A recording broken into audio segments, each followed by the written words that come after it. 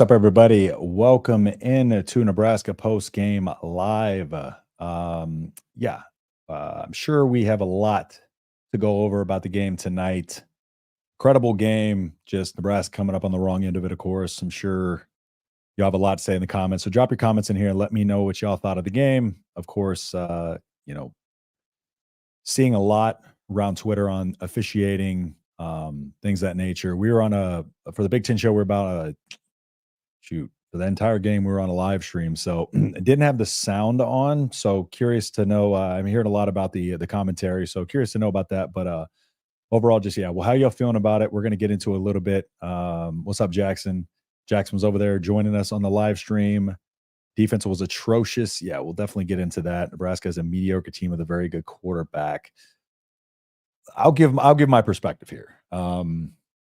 Because I am going to give Illinois a lot of credit in this stream, and I understand emotions are high.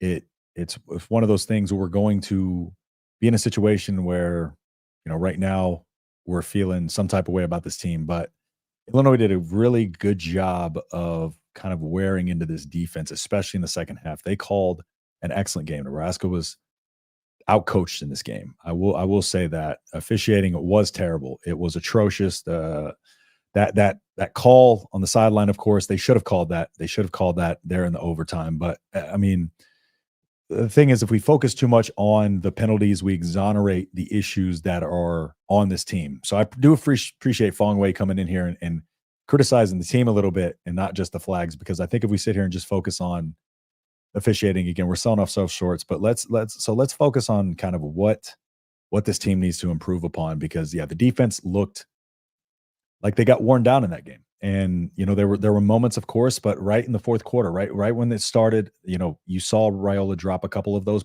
balls. You're like, here we go again. And even during the stream, I was like, I don't feel good about that. I don't feel good about starting out that way, because that is just a bad omen for Nebraska. Not being able to kick field goals. Of course, Tristan Alvano was out, but we're not even 100% sure Tristan Alvano can nail the kicks. So Jacob Hull comes in. Tough situation for Hull to be in. And that overtime, I don't know what that overtime play calling was or what we were doing there, but that overtime offense looked worse than the offense did throughout the entire game. It looked worse than the offense has looked this entire season. And that's where you got to tighten up and be good, of course. So let's, and if y'all have any injury news on Tommy Hill, again, I had the sound off. So let me know if y'all any update. If there was any updates on Tommy Hill. Game was lost on the lines. His team can't run block. Yeah, this was a battle of attrition, right? It was going to be whichever team could wear the other down. Nebraska did a good job of controlling the clock in the first half. Illinois did a better job of controlling the clock in the second half. So fourth quarter play calling horrible. I thought Sierra did good. Should probably start going for it when it's that close. Yeah. We can't take 3 points anymore right now. Ed Foley's got to do a better job. But Sierra did play well. Sierra did play well for what it's worth. Sierra, of course, coming off of last season, not really playing much football, coming in late into the team this camp, and he's filled in the role nicely. He's been able to do more than they expected of him. I think they thought it was going to be him coming on slowly but surely, and he did good in that scrimmage before the season, of course, and now he's been able to come in and step up and make a few plays. So good for Sierra, right? He did look good out there. Felt like OT got a little big for Raiola, especially as a young QB. Exactly. But it's good that he experienced that, for sure. It is really good that he had that experience, because each one of those games like that matters, right? And this is his first really tight game that he's had to come into and be. And primetime game, 400th consecutive sellout, tough situation to be in for him. A little bit of adrenaline probably on that overthrow. So yeah, it's one of those things. Stop the immature, childish, girly man whining. Hopefully you're not referring to me, Boris, or we're gonna have some problems. You pass the ball to the least athletic tight end. That's another thing too. I'm not understanding the concept around throwing that pass there to Lindenmeyer. That is another one I don't understand, because another thing I was thinking about too, Raiola throws that deep ball thinking, usually you can have a guy who can get under it, and he outthrows Lindenmeyer a little bit. So this team needs more speed on the O-line, D-line. Linemen look like they've been sitting around eating pizza all day when you could have picked up a run block. This was a high school effort by us against a well-trained, well-coached college team. Back to the drawing board, and taunting and late hit should have been called.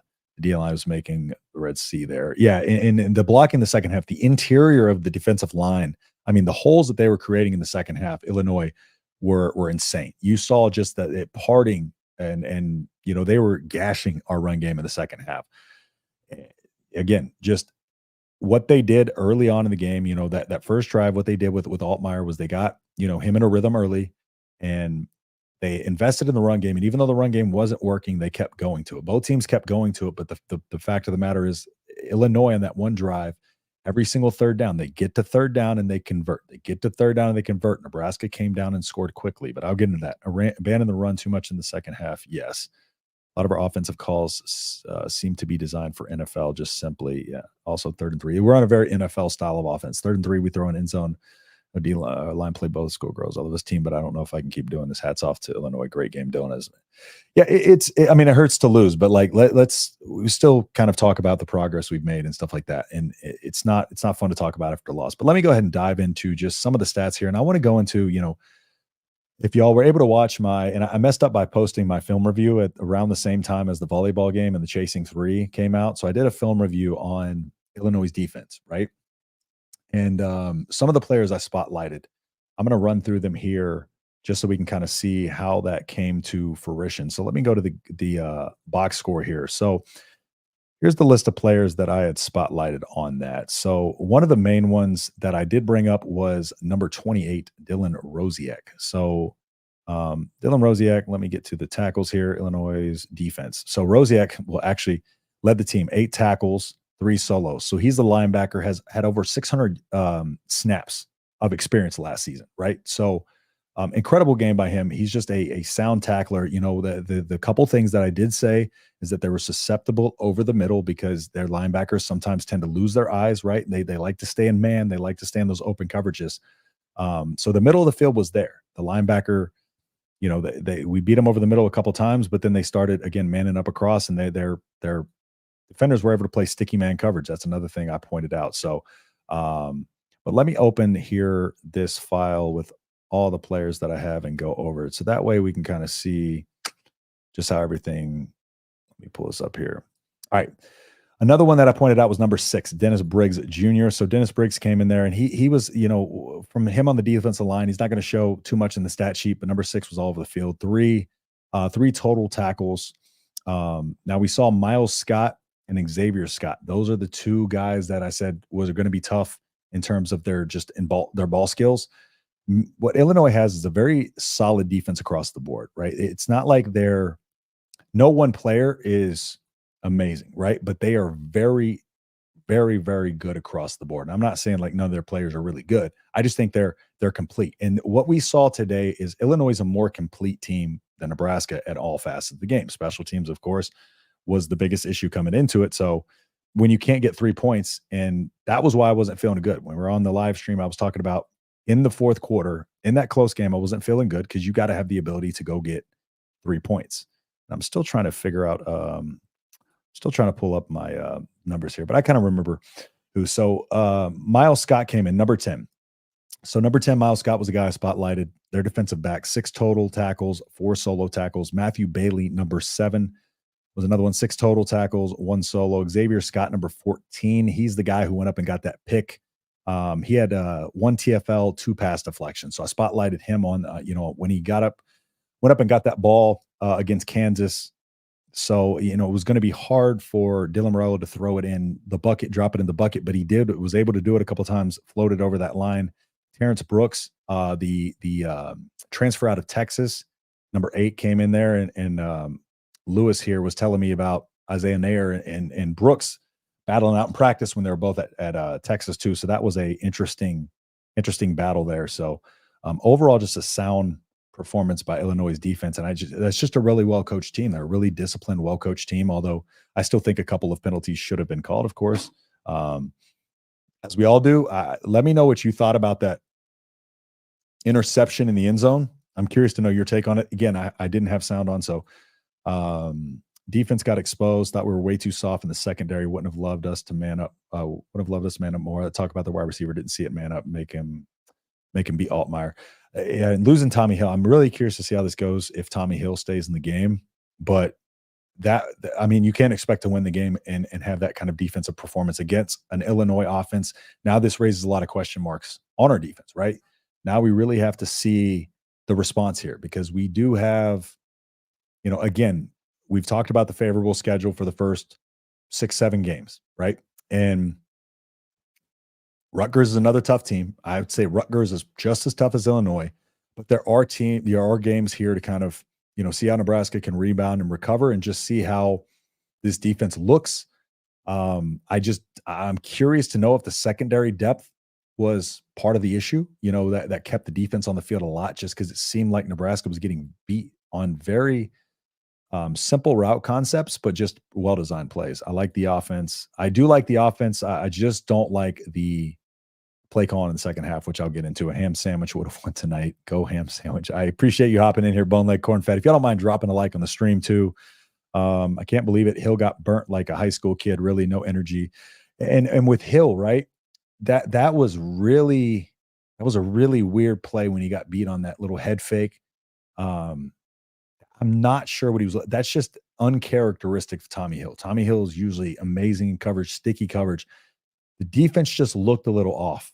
And those plays, I'm not talking about with the fact that Illinois wore them down, of course, over the course of the game, but I'm talking about little plays like that. Like, Tommy Hill early in the game, falling for that little double move right there. I know I'm singling out Haight to do it, but but the play where Stephon Thompson just watched the halfback come to him is not how the black shirts play. Steph Thompson has really let me down this season. Steph was a guy that I was really high on coming into the season just because he had been in Tony White's 3-3-5 prior over at Syracuse. So it was a defense that he knew well. He knew the way Tony White operated, but remember when he came in, they were talking about a Stephon Thompson was really kind of behind where he needed to be overall in terms of just, the culture and in terms of, where he's at mentally and kind of fitting into this hard-nosed physical style. And, when I'm seeing stuff out there too, like, he's one of our better linebackers in coverage, but I'm not understanding just kind of the lapses, the mental lapses. And like you said, on the run defense leaves a lot to be desired. This is some tough stuff. Feels like we're sleep paralysis team. We need a receiving haymaker over and over again. One day we'll wake up deep. And the biggest thing too, is I think we're going to see a lot of stuff coming out on Twitter, but like just Jason 7, now not 3, it was an interception. So I thought, it should have. I thought with whatever call, I didn't think it was inconclusive. I really didn't think it was inconclusive. I thought they should have stood with whatever call was on the field, personally. I did look to me like he had pinned it against his right leg, but again, I just don't think there was anything conclusive there. Just give Illinois their props. I've been doing that this entire stream, St. Dominic's. So lots of holding to, yeah. But again, I don't want to focus too much on the officials. DBs were giving them a lot of space off the ball. No black shirts. That's tough. There are no black shirts on the field today. All right. So let me go into some of these stats here, and then I continue to have your comments coming in, and I'll get into those as well. Illinois fans, if you're going to hop into your troll, make sure you pay attention to what I'm saying, or else you're going to look pretty stupid. That's for sure. All right. So going through, let's look at one thing I want to look at is just the scoring summary and just kind of the drives, right? So Nebraska, first drive, punt, field goal. So that's 1-1. 2-1, interception. So 4 drives, 2 scores there. So 3 for 5 in the first half in terms of their efficiency. And remember last week, there was only 2 drives where they didn't score. Then you come out with a punt, touchdown, punt, missed field goal. So you come down in the second half and you have 1 touchdown, punt. Yeah. So 3 out of 4. So yeah, that's not going to get it done. Of course, this game was going to come down to who played better on third down, and let's see the third down efficiency. 7 for 13 for Illinois. Let's look at the time possession. Fourth down, 2 for 3. That's another thing. Nebraska wasn't getting the usual push that they do on those third and shorts and fourth and shorts. But again, Colorado, much easier to collapse Colorado's offensive line than it is Illinois' offensive line. Very big, very physical there. Illinois won the turnover battle 2-1. So it was coming down third down and turnovers. Time of possession, 29 minutes for Illinois, 30 minutes for Nebraska. But the problem was Illinois' control time was majority in the second half, right? And that was the big thing, right? Majority of the time they were in the second half. That long play. Let me go back to the to the recap here and just see how long that one drive was. So they came out in the second half and they had a all right. So they came out in the second half. They had a 5-minute drive and ended in a touchdown. 11 plays, 5 minutes. So even their 9 play, 37 yards, 5 minutes, 39 seconds. They come out. Nebraska has 4 plays, 29 yards, 2 minutes, 20 seconds. And then they come out with a 5-minute drive. Illinois, 11 plays, 57 yards, 5-minute drives. That's where they had a lot of third downs and converted, right? Come down here. Nebraska has 5 plays, 75 yards, and a minute 58. Illinois comes back, 9 plays, 75 yards, and 4 minutes and 21 seconds. Again, control time. You come down here, punt, 3 plays, minus 13 yards, a minute 40 seconds for Nebraska. Okay, then you get the fumble, and then the missed field goal. 10 plays, 41 drives, 5 minutes and 25 seconds. That is a backbreaker. You come down, you put a good drive together. You have a 5-minute drive, right? But then they get the momentum because then you miss the field goal. And I know it's Jacob Hull. Jacob Hull, it's a tough situation to be in. Jacob Hull, of course, the backup to Alvano. I know how we feel about Alvano. Not sure if people were happy to have Hull in there, but the problem is it's going to be tough to win in Big Ten play if you don't have somebody who can get you field goals, right? So that is insane that Nebraska still hasn't figured out how to be able to get somebody who can make easy field goals. And then Illinois comes out 8 plays, 31 yards, 2 minutes, 33 and a punt. And then the end of the fourth quarter, we kneeled there. 2 plays for minus 14 yards there at the end of OT, right? The play calling was atrocious. I have no idea what that was in overtime. Take their black shirts away. Wish they'd also kind of add the hip drop to be illegal in college football. I know it's physical the last play. The problem with the hip drop tackle call is that they're even struggling to call that in the NFL because it's such a subjective call, right? They had it in the Texans Bears game the other day and actually injured Joe Mixon. But they didn't call it, right? Clear as day, and they missed a couple week one. You bandwagon Husker fans, stand by. Boris is. I think Boris is drunk. I think Boris is thinking of a different. But appreciate you helping me in the algorithm with the comment. I'm an Illinois fan. Nebraska's a really good team. I appreciate it, Anton. That's going to win a lot of games. Raul's a superstar. The thing is, Illinois is a lot better than people give them credit for, and I realized that when I watched the defensive film review. And so when I went into I went on Locked On Illini with Sonny Verma, who's my co-host on the Big Ten show, and kind of did a breakdown there.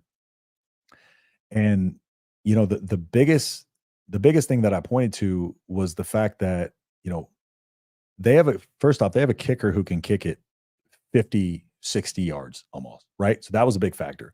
Secondly, Bielema's got this team finally to where he wants it, right? And a lot of people were picking Illinois to come in 2 wins, 4 wins, 5 wins. And I think they're just proven to be a better team. I like Altmaier, the strides that he's made year over year from last year it's just incredible, right? Like, you got to give credit where it's due to Luke Altmaier. He looked amazing today. He didn't feel the pressure of the moment, right? Even if they would have lost that game, it would not have been on his shoulders. He had a perfect game, and they dialed up that game perfectly. Illinois is going to be a tough team for anybody to beat in this Big Ten. I'm sorry. They're going to be a tough team. Bandwagon fans versus fed-up fans. As much as I hate the loss, I must say this: we love our boys no matter what. Yeah, 100%. Nobody can say anything. Boris is completely wrong. Yeah, I don't even. There's people coming here try to talk and get a rise out of me, but it's not going to work. You should have tuned to the live stream if you wanted to see a rise out of me. First play in OT should always be run, especially Nebraska lost their identity. And I think this is the biggest thing that should frustrate us is Nebraska specifically, we come out against Northern Iowa, right? And let me go back to the Northern Iowa. And this is what bothered me about the Northern Iowa game. So let me go back to that box score, right? Okay. So going to look just overall at time of possession in that game. And this scared me. Time of possession for Northern Iowa last week, 38 minutes. Time of possession for Nebraska, 21 minutes, right? So there was points in that game and in this game, right? One of the things that I said on the stream, whenever Illinois had that long 5-minute drive and Nebraska came down and scored really quickly, it put our defense right back on the field. I understand we scored, and I'm not upset about scoring. But when you put the when you put the defense right back on the field after they just got a drive where I think Illinois had converted 4 or 5 third downs on that drive. That's tough for any defense, right? And it's right now we gotta worry about the depth and just kind of this defense. The thing is, it looks like the defense really needs to be this offense and defense really need to be a first half team because Illinois wore us down. Rutgers can run the ball incredibly well. Kyle Monangai is one of the best running backs in college football, right? So they need to resolve that before that game comes around. Otherwise, Rutgers is going to come in with a very similar game plan. I know Ethan Kaliak-Manis is not the best quarterback in the world, but he's 2-0 against Nebraska, right? He's talented. He's talented enough where he can be a man. He's no Altmaier, though. So, but their running back is better, right? But the thing is, Illinois came into the game with not a very good running attack, right? And that's what worries me. So let's look at the overall team stats in terms of their running game here. So the box score. So 39 carries for 166 yards, 21 run long. Nebraska, 31 carries for 77 yards. But I mean, negative 23 by Dylan Raiola. That doesn't help that. But Dowdle, 20 carries, 72 yards. Dowdle was running insanely well. Ramir Johnson, 4 carries, 17 yards. I don't know why the rotation of the running backs changes every game too, right? Like, why is Dowdle getting 20 carries, Ramir's getting 4, Nayer's getting 1, nobody else got a carry? Where's Emmett? Why are they not mixing in Emmett a little bit here? Because we've seen Emmett have flashes, right? Emmett's come in and each game that he's come into, he's broke a long run. He has. And I don't know what it is with Emmett that they're not seeing to get him on the field. It's mind-boggling. And you can't get a kicker. Yeah, go back to last year's show when I said Altmaier was a stud then. Yeah, I mean, good call. Good call. He's special, and so is Altmaier. Yeah, it was an incredible game. And that's why, I'm making no excuses. Illinois outcoached Nebraska, and that's point blank, period. Their offensive coordinator, and you can tell defensively, they made a lot of plays that showed up on film. And you can tell just by their recognition of how quickly they were able to crash down on some of those passes to the perimeter that they saw those on film. And I saw a couple plays like that against Kansas. The pick six that they had against Kansas was 100%. That play was drawn up in the film room. He saw that play on film, jumped that route, and we saw a couple of them in this game. Next man up. Correct. It's the defense's fault for allowing the long drive. Again, there's a lot of blame to go around here. Agreed. I don't get the running back rotation. It's just there's no consistency. And then identity-wise, right? So identity-wise, Marcus Satterfield's offenses, tend to be, he likes to get big, he likes to get physical, and he likes a power run game to set up the deep pass. Now, it seems like sometimes Nebraska wants to come out and they want to run the ball and they want to, milk the clock, invest in the run game, get Dowdle going, and they have success in those drives, right? But then they come out on that one drive, and I believe was it third or fourth quarter, and he passed 4 times in a row. And then you come out on the next drive and you immediately run twice and get yourself on a 3rd and long. Again, just, Satterfield, I gave him a lot of grace last year due to the fact that there were so many injuries, right? And the quarterback position was so bad. But at a certain point, this is Big Ten football, and you got to learn how to control the clock. And I know Matt Rule talked about in the post-game press conferences in the second half. Well, if you're boring in the second half, you're controlling the clock. But we're not controlling the clock, and that was the problem. Illinois controlled the clock. We didn't. And it wasn't a game where they were ahead. It was, 17-10 at halftime. Nebraska had every right to come out, just start establishing the run and milking that clock in the second half. They didn't do that. I sure wish I was drinking still 12 years sober. Try that one out. Hey, congratulations on 12 years sober, though. Congrats on that, man. I guess I'll go binge some ice cream sandwiches. I do runs about 100 miles for one. Yeah, I am. Listen, I know this is anti-Nebraska. I'm not a Cabbage fan, so I'm not a big fan of the Runza. But I do like Runza. Like I'll eat some couple things from there. But I'm a Valentino's guy. When I come out for the games, I like to get Valentino's. Running back rotation seems to be situational. Each running back appears to not be complete. But I don't think necessarily that running backs are not complete. I think Emmett Johnson is a complete running back. I think Emmett Johnson can do a little bit of everything.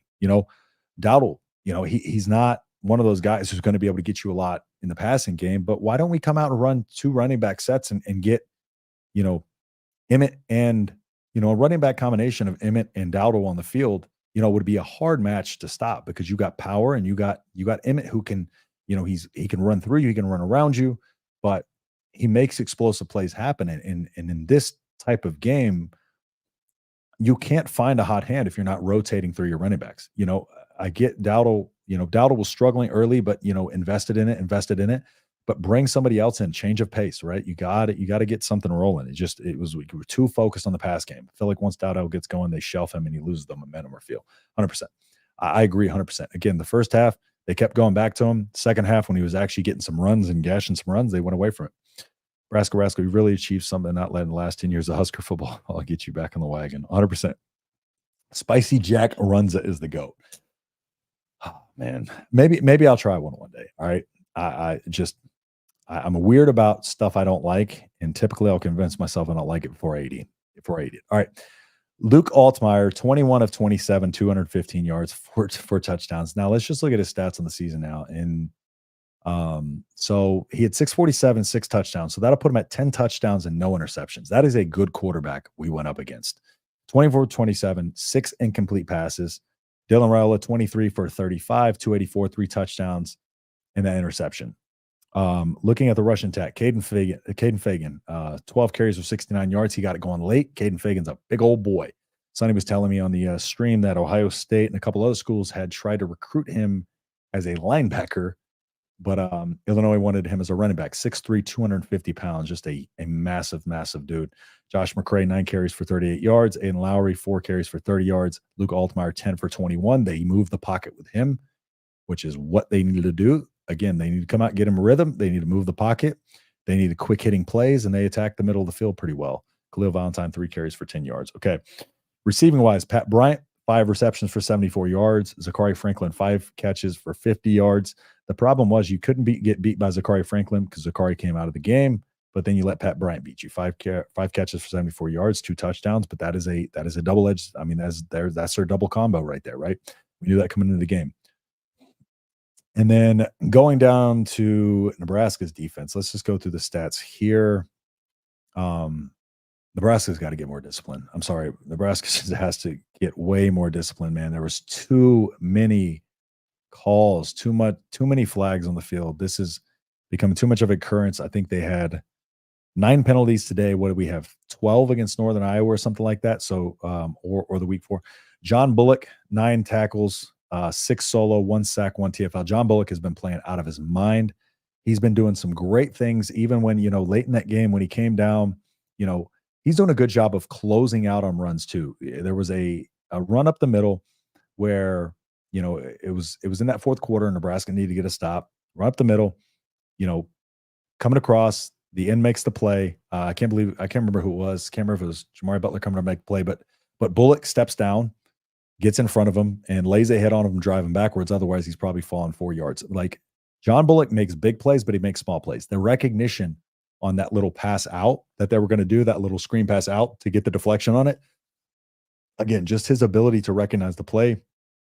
John Bullock is playing high instinct right now, and that is going to help this defense tremendously going forward. And Sierra Wright came in 6 total tackles. 6 total tackles, 4 solos, 1 sack, 1 tackle for loss. Sierra Wright looked incredible. It'll be interesting, man. I really want to see Bly Hill back out there. And if y'all know any update on Tommy Hill, just let me know. Micah Bear, 6 total tackles, or three solos, 6 totals. Deshaun Singleton, 6 total tackles, 3 solo. MJ Sherman, 6 totals, 2 solos. Gifford, 5 and 2. Steph Thompson, 5 and 1. Ty Robinson, 3 total, 2 solos. It seemed like they did a pretty good job of keeping our pass rush at bay.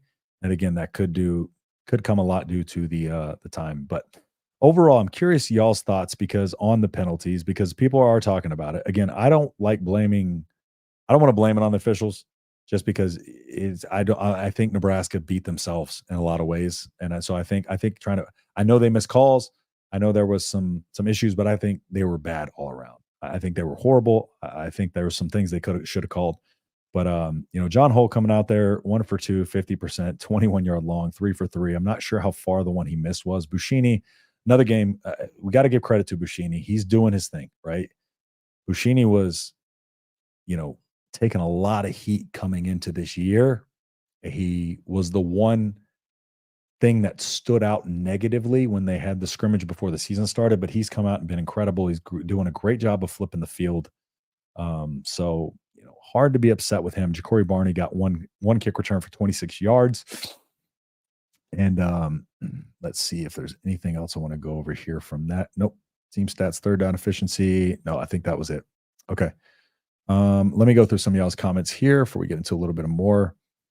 This team is not making a ball. All right. Negative Mike living up to his name. Come on, Mike. I don't think that's the case. I think we're doing a little bit of an overreaction. Positive Mike did make it too long. Exactly. Wasn't long enough to get him to change his name. That's for sure. It's like they got a big of a head. They need to just play ball and all the extra stuff go. I just think, listen, Colorado was a bad team. Northern Iowa was a bad team. UTEP was a bad team. And so Nebraska significantly improved. I will say that. But again, it's just this Illinois team is also drastically improved over last year. If we remember last year's game, neither team wanted to win that game. They were both trying to give the game away. Yep, the negative is definitely back over that crap performance. I thought Gifford had an off night. He did. He was out of position a lot. He was in a lot. I saw a lot of MAs, a lot of missed assignments by him. I want to go back and watch the film when they dropped the L22s and just see kind of what it was really that got this defense. But there was a lot of guys that were just able to kind of sneak out, right? And the thing that I noticed when watching Illinois' offense, when talking about it was, or when going through the film, was a lot of stuff that they showed today they didn't have to show in the previous game. They didn't show it in the Kansas game. They didn't show it in the other two games, and that helped them out tremendously in this game. He missed it, but Bushini didn't get the laces out on the kick. Yeah, but did he have the laces fully in? I thought he rotated it enough, but yeah, that doesn't help for sure, especially when you're walking up on it. If he's thinking about like the laces, because I saw him have to shift it a little late.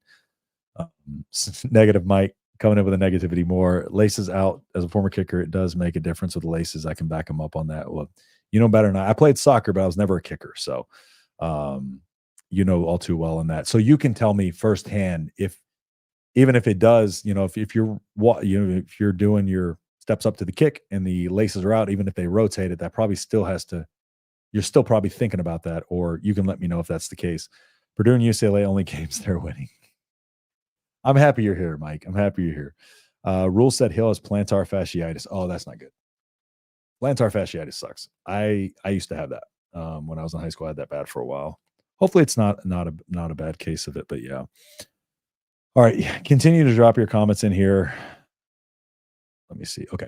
Yeah, continue dropping comments in here and let me sorry, here my mouse is not working. Trying to get this. All right. Moving over, let me go back here.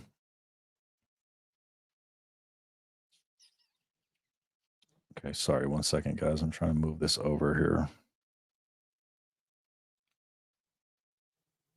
here. Okay. So total team stats right here. So 381 total yards for Illinois, 361 for Nebraska. Now, looking at that earlier in the game, a little bit earlier, Nebraska was ahead on the yards. Now, here's the penalty yards. Let's take a look at the penalty yards and add that to them. This is what lost Nebraska the game too. It was a combination of everything, right? The defense sucked, the penalties sucked. Like I think if you get one of those things right, this is a different game, of course. Still can't block miss assignments, penalties, can't make a field goal. And we did have a lot. The thing is, too, about the offensive line. Gunnar Katula came out there, had a bad penalty. It's the rotation, and we talked about before the season, the offensive line depth being an issue. And this is going to be the problem. Mizuka's going to have to be out there, of course. And the offensive line depth is going to be an issue, especially with these young guys, because it's hard for these young guys to step out there and be able to, in these big games, right? You don't want to be the guy that lets the defender go loose, and that they're more likely to grab. And so that's part of the risk you run with these young linemen. So I'd be curious to see if, I'll probably have Mazuka back next game. I don't know if he actually saw the field out there, but totally agree with the comment above about the 3rd and 3. Um, Runny on the sticks. Hey, it happens sometimes, man. Happens sometimes. I totally agree with the comment above about the 3rd and 3, and we throw it a pass the 3rd 14 tight end. Yeah, I didn't understand that either. And I'm wondering if in a lot of ways, that also had something to do with the overthrow. He's used to throwing your Isaiah Nayers, your Jamal Banks, and stuff like that. But again, and it also, what I thought in the moment, fired up on adrenaline, that ball launches out of his hands a little bit harder. But Lindenmeyer, even if he gets that on target, how good is Lindenmeyer to make that catch? You know what I'm saying? That's a tough catch. That over the shoulder catch on a long play like that, that's a tough catch. I don't care who you are. So even if he throws that on the money, like, do you trust Lindenmeyer in that moment to go get that ball? That is the big question for me, is because I'm like, even if he throws it on target, like, that's not a wide receiver out there, right? So I get sneaking Lindenmeyer. I mean, part of the reason why he was probably open is because people are like, oh, that's the 3rd string tight end, right? But again, I just think what it is, you need to be able to just get your first down, take that shot on first down. That needs to be a first down shot, not a 3rd and 3, right? That's where you want to break that play out. Or if you're a little bit close to the end zone, if you're on a 4th and 3, 3rd and 3 close to the end zone, that's a little bit easier of a play. You can trust Lindenmeyer a little bit more to throw that or catch that pass. Laces were to the right, but on the approach to the ball during a clutch situation, your eye placement on the ball is different when the laces are not out. You should be able to kick it. Yeah. That's the thing. I know kicking is very much just about, like, you have to just be in your muscle memory, your flow, right? You can't be thinking too much, right? As soon as you start thinking, that's when you get tight. I like the call, field goal in the back pocket. They got to go the length of the field. I had a problem with it. Outcoached all game. Felt like Scott Frost. It did. It definitely did. Yeah, they definitely were thoroughly outcoached today. And that's why I was like, I don't want to focus on penalties. I don't want to focus on anything else other than the fact that what this team needs to improve on. Mike aside, he doesn't want to play for this team after seeing that game. Mike, come on, man. Give me a break here. When are they going to start throwing more to Fedoni? Well, we're seeing him get more and more involved as time goes along, but he seems to be sure-handed, reliable, and he seems to be good at getting open whenever they have opportunities. One of the biggest things that Illinois' defense was really good at, they're really good at staying in man coverage, and I don't think Nebraska had been against a team that could stick in man coverage the way that they did. So a lot of the issues there were the fact that we just haven't had a defense that we went up against that's able, because Nebraska, the way Nebraska runs their offense, they do run a lot of man-beating stuff, right? They like to rely on wheel routes. They like to get the ball out on the perimeter. Perimeter blocking still needs work. But when you have a team as good as Illinois' in man coverage and you don't force them into a zone look, that's the problem. And what Nebraska, should have been able to do, because they were able to stack the box there. In the first half, they were bringing their safeties down, and we weren't really beating them over the top, but we weren't making them stay honest. And, a lot of the middle of the field was open. You saw Carter Nelson. You went to, I think, Carter Nelson on that third and short over the middle of the field. Now, they did have a lot of open looks, over their shells. They didn't have a single high safety a ton. They did have a lot of open looks. So the middle of the field was there. We took advantage of it when their linebackers, were a little bit, into the box. But then, I don't like the play calling that we did down in the red zone, and I don't like the play calling late in the game. Fedoni looks like a 10-man after the catch. Fedoni looks very uncomfortable cutting upfield, right? It's a lot of, he goes, if he catches it laterally, it's hard for him to get upfield. And part of it might have to do with that big brace. Part of it might have to do with, I don't know if there's a confidence thing in that ACL. At this point, I feel like a year removed from it. He did have 2 ACL tears, but a year removed from it.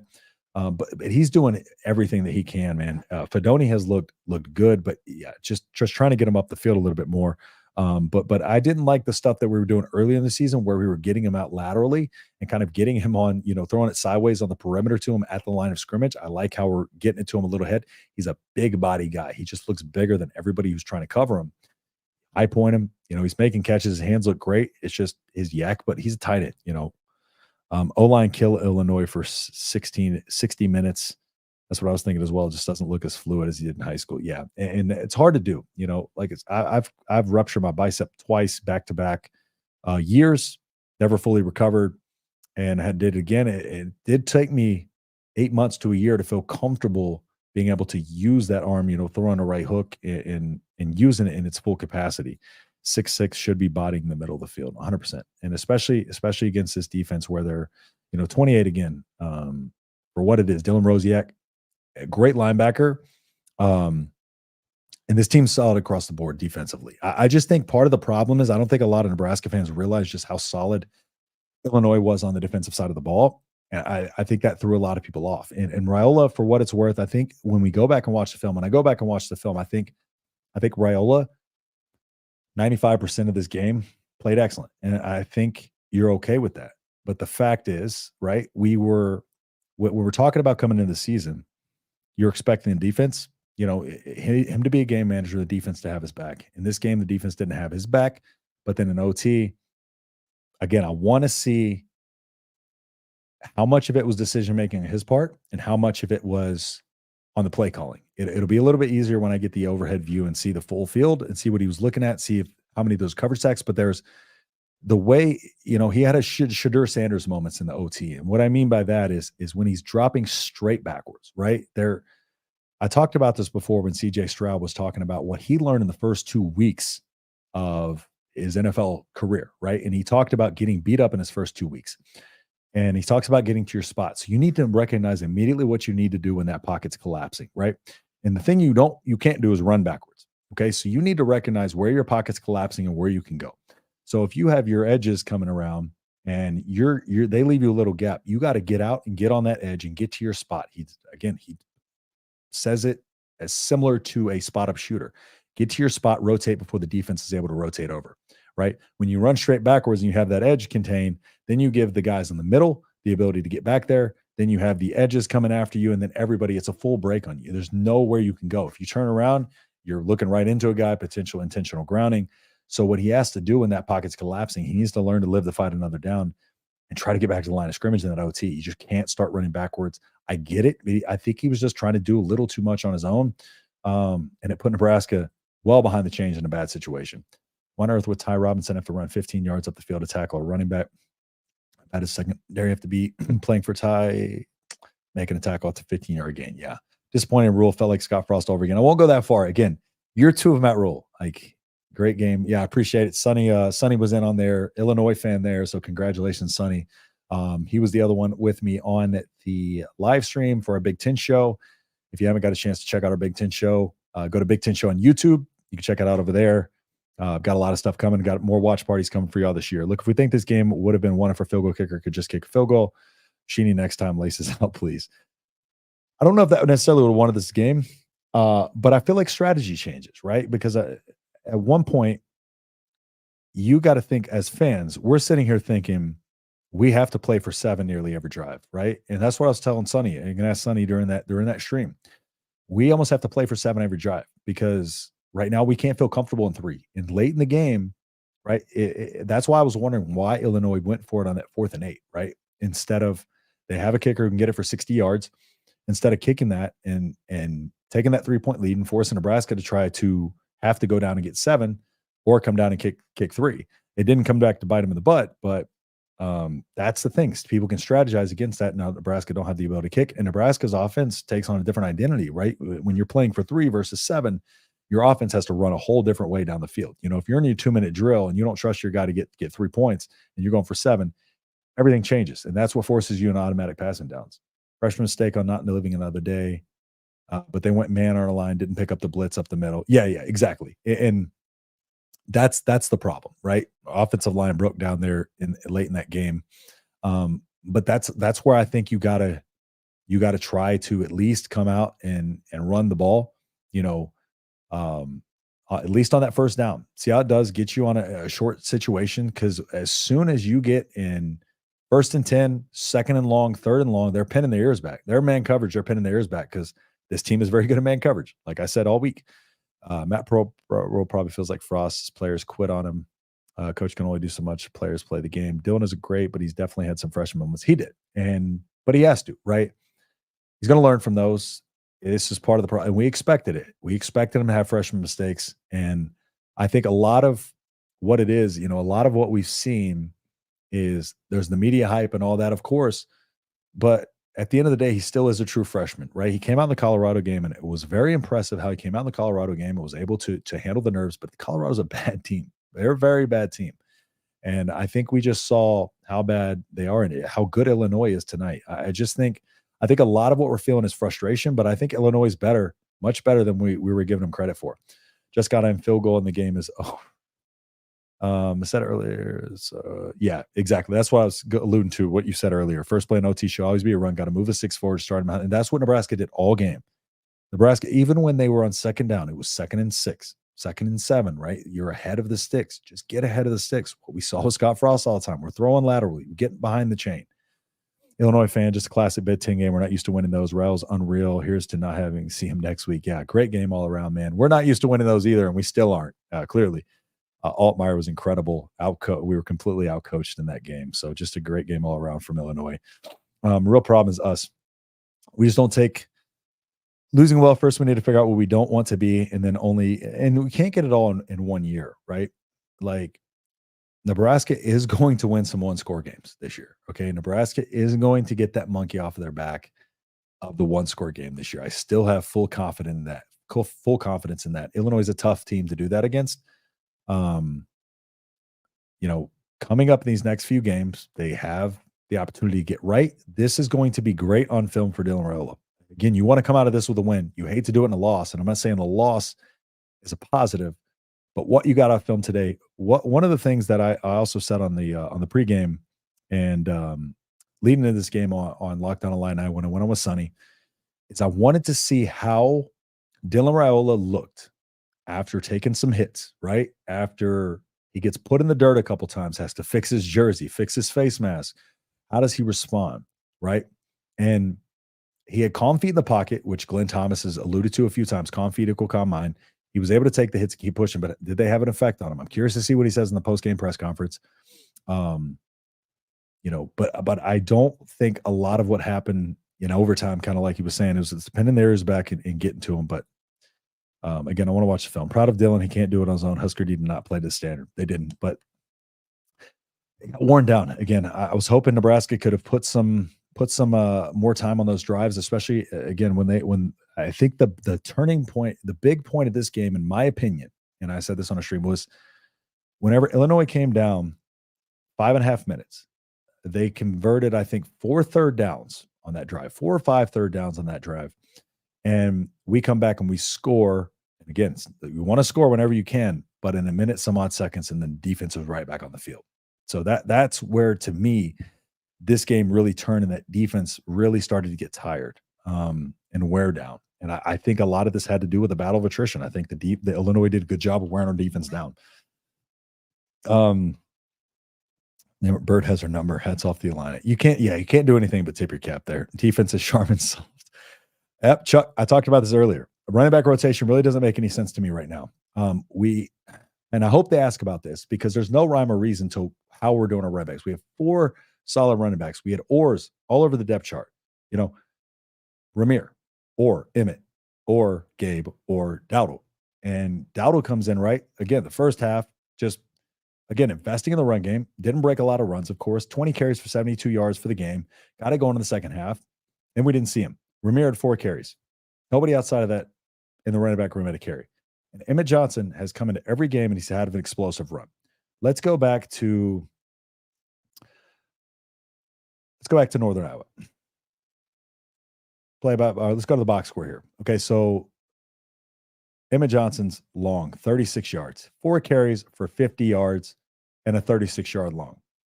Let's go back to the Colorado game, which I don't think they even ran him much, which was a head scratcher to me.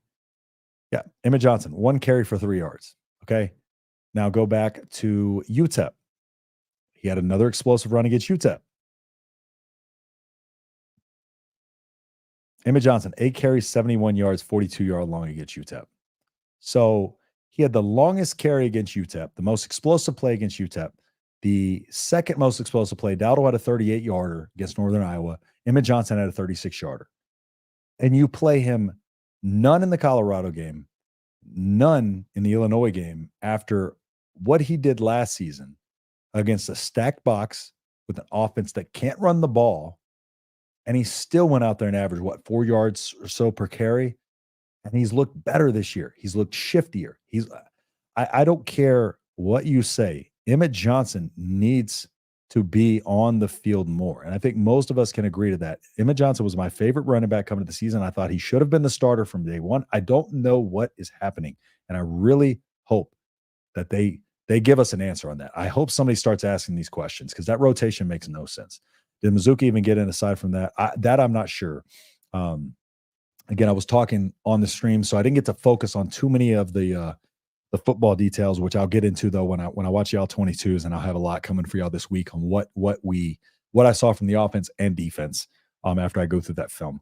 Illinois go through the gauntlet in the next couple of weeks. Penn State, Michigan, Oregon. It's possible Illinois could prove us we're much. I think they did tonight. I think they already proved that they're much better than we think they are. And I'm not going to say much better than I thought they were because I thought they were good coming into this game. I said it against the Colorado game. I told my cousin this. I said, I think Illinois all of a sudden has a really good chance to beat us. And they did. They need to change it to chasing 7 because 3 ain't working. It's the best gift ever for me to see your Nebraska Cornheads losing. Well, I'm glad you're that worried about us, Carlos. I'm glad you're worried about us. And I am a redneck. I have a redneck and a blue collar. So I'm proud of it. Illinois is a good football team. I think fans are stuck in the past with some teams. Yesterday teams are not today's team. Been watching Big Ten football since 1974. Big Ten's got a lot of parity in it, right? You look at Indiana, you look at Illinois, right? Like there's a lot of teams. There's a lot of things changing. Wisconsin's down. Iowa, their defense giving up explosive plays. The Big Ten is looking a lot different this year.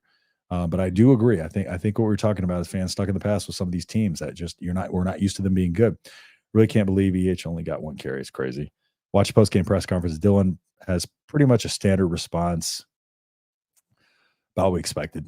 Poor coaching, too many dumb penalties. Dylan needs time to learn play under pressure, put the ball on the ground twice, miss wide open receivers at the end zone. Just the one. He had the one throw in the end zone. I listen, overall, I think Dylan Raiola threw a very good game. Dylan Raiola I don't think he's the problem in this game. He threw a very good game. Like you said, poor coaching, dumb penalties. We were outcoached. Illinois went out there, systematic game plan. That first drive they put together was perfect. Every time they had a third down or needed a big play in the red zone, they had a play to go to.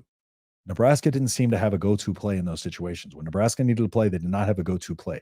And I think that's the problem right now is, again, Nebraska needs to find their identity. Illinois looks like a team that knows their identity. They knows what they need to do. They went out, they watched the film, and they game planned for this game perfectly. They went in the second half, they made adjustments, and they came out offensively, and they did exactly what they needed to do. They came out, invested in the run game, what Nebraska should have done. Again, the tail of the tape here doesn't show the fact. It's going to show an even amount of time possession on both sides, but majority first half for Nebraska, time possession, majority second half Illinois. That's the difference. You want to wear your opponent down late in the game. Illinois did that. Also, I'm bad at asking for likes. So if y'all don't mind, if you are here enjoying the stream, 63 people in here, please drop a like. It really helps me out. So I appreciate everybody who's hopping in here, dropping the comments, and joining the conversation. Thank y'all so much. Really want to see more of Emmett, as he's one of our elusive backs. Ring style reminds me, he's very elusive, very elusive. But again, a lot of people don't understand that. Like he'll put his head down and go through. He's physical, he's cerebral, very good. He's very smart. He's got great vision, great patience. None of the Nebraska corners they're played. Carlos, I appreciate you helping me with the algorithm, Carlos. Keep those coming. Remember in 70s, 80s, Wisconsin was absolutely horrible. Total joke. Hope Barry Alvarez. Yep.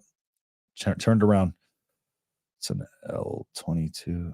Altmaier is a real deal. 100%. Oh, all 22. It's the film from the press box. Yeah. It shows the high overview. So you can see kind of every concept. It shows a high view and it shows a back view. If y'all watch, go back to this last video I posted on the channel. That's an all 22 breakdown of Illinois' defense. So that's what it was, but it gives me an idea of what to look for. Whereas when you're watching the broadcast, you really can see parts of the field, but you can't see the whole play, of course, play out. So this gives you an opportunity to see it will show me the Nebraska offense versus the Illinois defense. And I'll be able to go watch the entire game, just O versus D.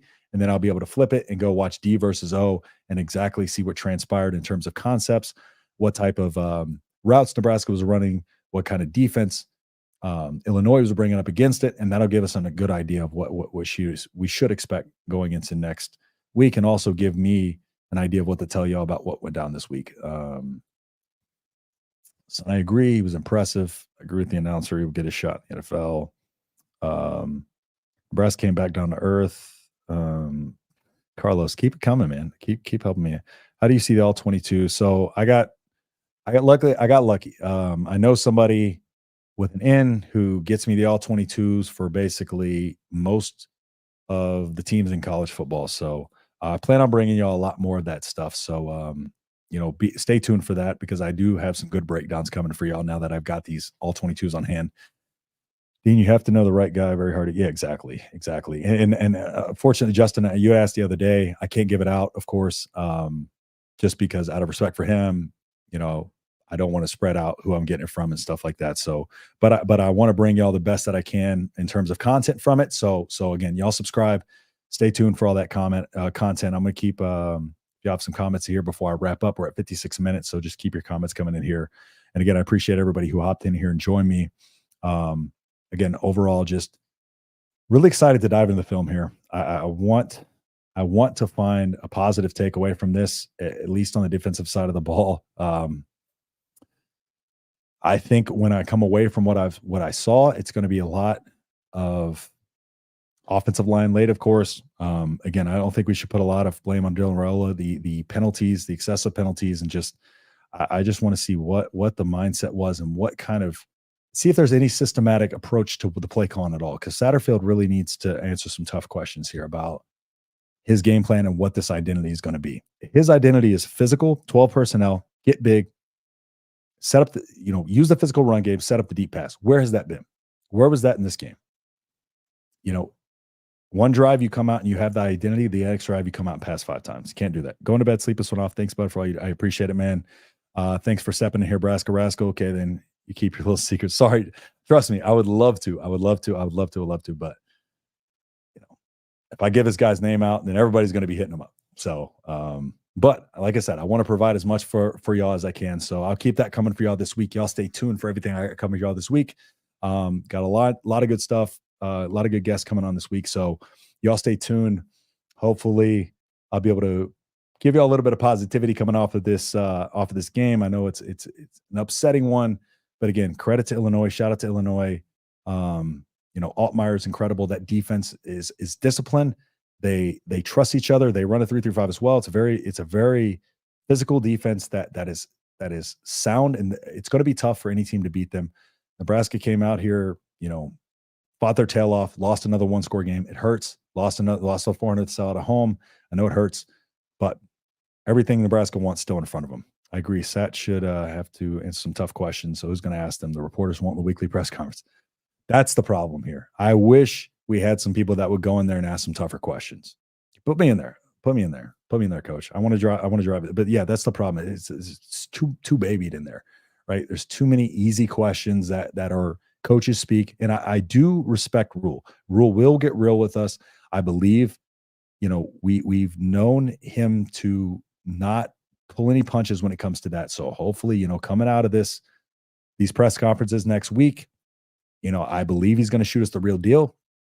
He's going to tell us where the issue lies, and we'll see if it matches up to what we saw on the field today. So Rascal takes some melatonin to help take the edge off. I agree. Everybody relax. 3-1, losing our ranking. It seems like Nebraska does this like clockwork. They get in the rankings, lose the rankings. What is that? 0 for 25. Our last 25 games against a ranked opponent. Still got that 800-pound gorilla of a monkey on our back that we can't get off. And we move on to next week. So again, I appreciate everybody who stopped in here for the live stream. Again, y'all can join me Tuesday on the live stream as well. But again, if you want to be, caught up on everything, the film reviews, the breakdowns, all that, subscribe, turn the bell notification on so you could be alerted of all of that. And again, thanks everybody for hopping in. Good night, all bedtime for me. Appreciate it, Dunn. Thanks for hopping in here. I'm in the post-game press conference. Rule said Sat called a good game.